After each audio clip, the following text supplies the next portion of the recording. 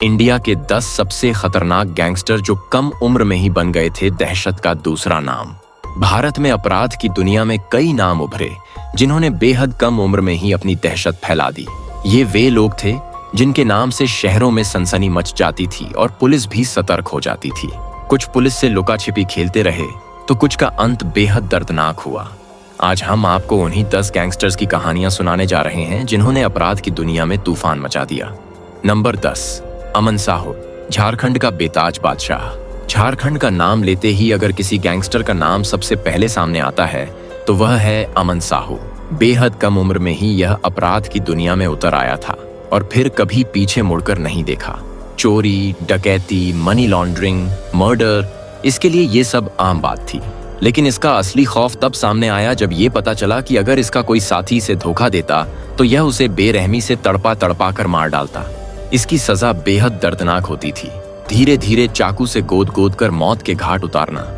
मगर किस्मत ने इसे ज्यादा दिन तक आजाद नहीं रखा। हाल ही में ये झारखंड में एनकाउंटर में मारा गया। नंबर 9, अद्दू डिफॉल्टर, सोशल मीडिया का वायरल गैंगस्टर। सोशल मीडिया पर अतुल डिफॉल्टर नाम से मशहूर यह गैंगस्टर असल में सिर्फ 16 से 17 साल का लड़का है। इतना कम उम्र होने के बावजूद इसका खौफ इस कदर है कि जब भी यह कोर्ट में पेशी के लिए जाता है उसके चाहने वाले उसकी वीडियो बनाकर सोशल मीडिया पर वायरल कर देते हैं। लेकिन कम उम्र में अपराध की दुनिया में उतरने का नतीजा यह हुआ कि अद्दू के खिलाफ मर्डर केस दर्ज हो गया। हालांकि नाबालिग होने की वजह से पुलिस ने इसे छोड़ दिया, लेकिन यह अब भी गलत राह पर है। शराब, गुटखा और दूसरी नशीली चीजों की लत लग चुकी है और यह तेजी से अपने ही अंधकारमय भविष्य की ओर बढ़ रहा है। नंबर 8, कॉलिश राजपूत, राजस्थान का हाईवे किंग जिसने खौफ मचा दिया था।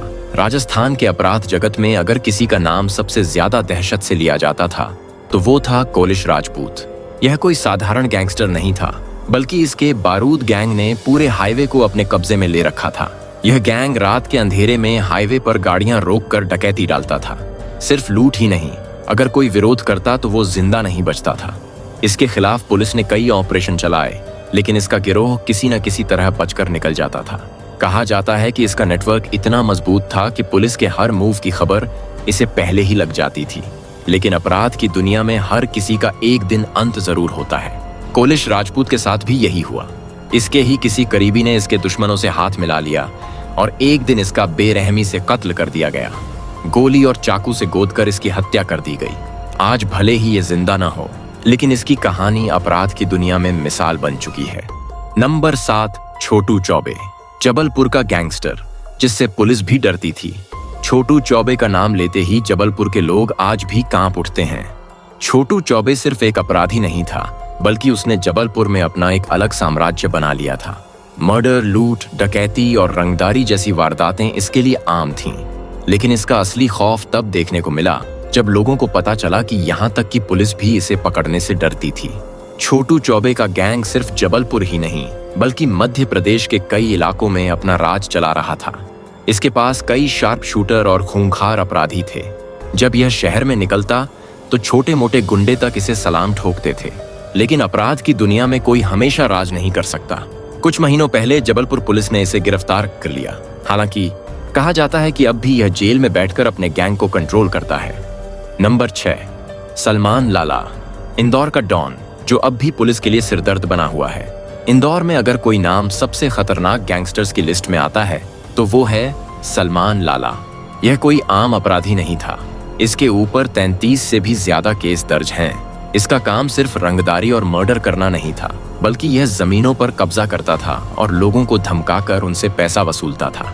इसके खिलाफ पुलिस ने कई बार केस दर्ज किए, लेकिन हर बार गवाह या तो गायब हो जाते या मारे जाते थे। कई बार इसे जेल भेजा गया, लेकिन हर बार यह किसी न किसी तरह छूट जाता था। आज भी यह छुप छुप कर रहता है क्योंकि इसके दुश्मन इसे मारने की फिराक में हैं। नंबर 5, दविंद्र बम्बीहा, बदले की आग में बना गैंगस्टर जिसने पूरे पंजाब को हिला दिया था।